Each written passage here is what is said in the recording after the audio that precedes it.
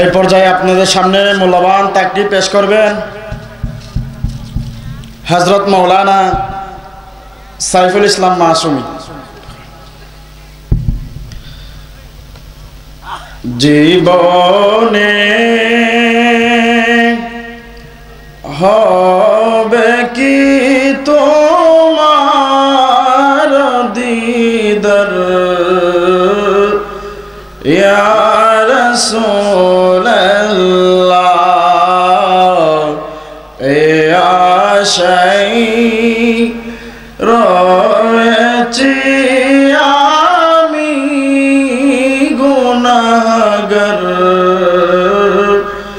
ইয়া রাসূলুল্লাহ। জীবনে হবে কি তোমার দিদার ইয়া